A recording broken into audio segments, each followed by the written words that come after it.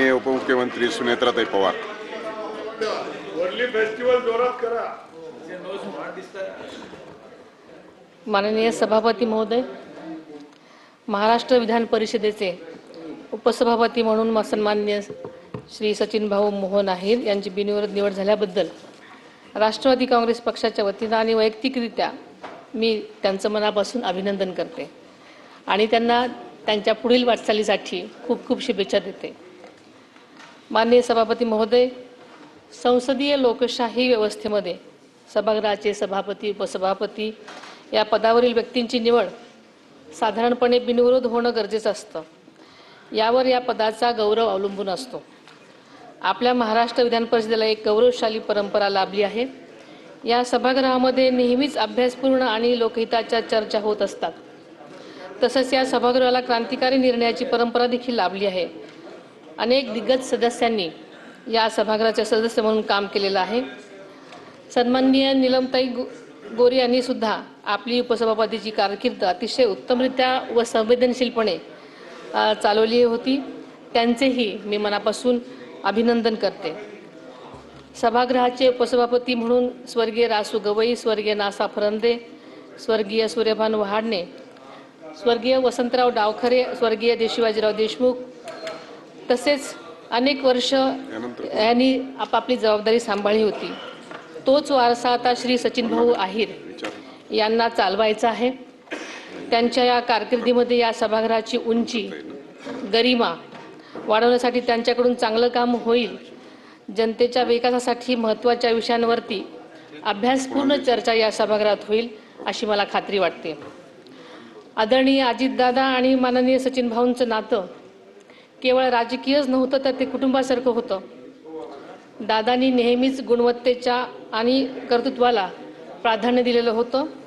सचिन भाऊमधील नेतृत्व गुण दादांनी सुद्धा अगदी सुरुवातीच्या काळातच ओळखलेले होते आणि राष्ट्रवादी काँग्रेसच्या पक्षाच्या माध्यमातून त्यांना अतिशय तरुण वयात मोठी संधी दिली। त्यानंतर शिवसेनेत असताना त्यांच्याकडे पुण्याची जबाबदारी सुद्धा होती। त्यावेळेसही आदरणीय दादांशी त्यांचा सातत्याने संपर्क होता। माननीय सभापती महोदय, माननीय सचिन भाऊ हे शिवडी व त्यानंतर वरळी मतदारसंघातून राष्ट्रवादी काँग्रेसतर्फे 1999, 2004 आणि 2009 मध्ये सलग 3 वेळा आमदार म्हणून निवडून आलेले होते। तसेच ते राज्याचे गृहनिर्माण तसेच अनेक विभागांचे राज्यमंत्री देखील राहिले। राष्ट्रीय मिल मजदूर संघ आणि विविध कामगार संघटनांच्या माध्यमातून त्यांनी वरळी आणि दक्षिण मुंबईतील कामगार वर्गावर मजबूत पकड निर्माण केलेली होती। त्यानंतर ते विधान परिषद सदस्य म्हणूनही कार्यरत होते। विधानसभा, विधान परिषद सदस्य आणि राज्यमंत्री म्हणून काम करताना त्यांनी प्रशासन, लोकहित आणि विकास या विषयांमध्ये सातत्याने योगदान दिलेलं आहे। त्यांचा राजकीय अनुभव, अभ्यासू वृत्ती, संवाद कौशल्याने सर्वांना सोबत घेऊन जाण्याची त्यांची भूमिका या सभागृहाच्या कामकाजामध्ये निश्चितच अधिक परिणामकारक असतील असा मला विश्वास वाटतो। यापूर्वी या पदांवरती काम केलेल्या मान्यवरांनी अत्यंत संयम, सौजन्य आणि निपक्षपातीपणाचा आदर्श निर्माण केलेला आहे आणि त्याच समृद्ध परंपरेचा वारसा माननीय सचिन भाऊ समर्थपणे पुढे नेतील असा मला विश्वास आहे। आजच्या काळामध्ये लोकशाही संस्थांबद्दल जनतेच्या अपेक्षा खूप वाढलेल्या आहेत।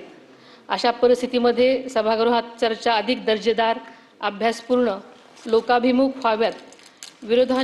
विरोधी आणि सत्तापक्ष या दोघांनाही समान संधी मिळावी, संसदीय नियमांना सन्मान राखला जावा यासाठी आपण नक्कीच निश्चित प्रयत्न कराल अशी मला खात्री आहे।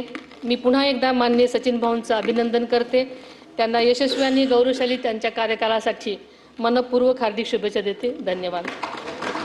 संसदीय कामकाज मंत्री चंद्रकांत दादा पाटील।